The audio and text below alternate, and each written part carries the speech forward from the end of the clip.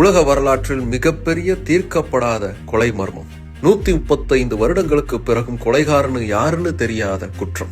Jack த repair தன்னுடைய 3வது 4வது கொலைகளை செய்த தினம் இன்று.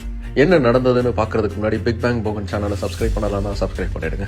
லண்டனுடைய ஒயிட் சாப்பல் பகுதியில் ஆகஸ்ட் மாசத்துடைய இறுதியில ஒரு கொலை நிகழ்ந்துச்சு. அதுக்கு அடுத்து செப்டம்பர் 9ஆம் தேதியே இன்னொரு கொலை நடந்துச்சு. இந்த கொலைகளை செஞ்சது ஜாக் த ரிப்பருங்கிற ஒரு ஆளு. அந்த ஜாக் யாரு அப்படிங்கிறது தான் அன்னைக்கு பெரிய கேள்வியாவே இருந்துச்சு. கொலைகாரனை சீக்கிரமா பிடிச்சிருவாங்க, எந்த பிரச்சனையுமே இல்லை அப்படின்னு யோசிச்சுக்கிட்டு இருந்த சமயத்துல 1888 வருடம் செப்டம்பர் மாசம் 30ஆம் தேதி ஒரே இரவில் 2 கொலைகளை செஞ்சான் ஜாக் த ரிப்பர். இதை டபுள் ஈவெண்ட்னு முடிவு பண்ணி விசாரணையை இன்னும் தீவிரமாக்கினாங்க. ஆனா அந்த விசாரணைக்கு எந்த பிரயோஜனமுமே இல்லை. கொலைகாரன் யாருன்னு கண்டுபிடிக்க முடியாம திணற ஆரம்பிச்சாங்க. போதாத குறைக்கு 1 மாசம் கடந்து நவம்பர் மாசத்துல இன்னொரு கொலைங்கிறது நடந்துச்சு. அது உண்மையிலே ஜாக் த ரிப்பர் தான் செஞ்சானா இல்லையாங்கிறது இன்னைக்கு வரைக்கும் கேள்விக்குறியா இருக்கு. ஜாக் த ரிப்பர் யாரு, எப்படி இந்த கொலைகளை செஞ்சான், ஏன் செஞ்சான், எதுவுமே தெரியாது.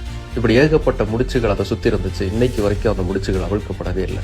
ஜாக் த ரிப்பர் சம்பவத்துக்கு அப்புறமா தான் காவல்துறை இன்னும் நவீனப்படுத்தப்பட்டுச்சு.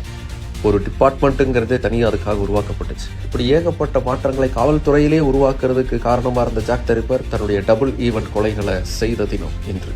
ஜாக் த ரிப்பரை பற்றி இன்னும் டீட்டெயிலாக தெரிஞ்சுக்கணும்னா பிக் பேங் போகன் ஜாக் த ரிப்பர்னு சர்ச் பண்ணுங்க, வீடியோ கிடைக்கும்.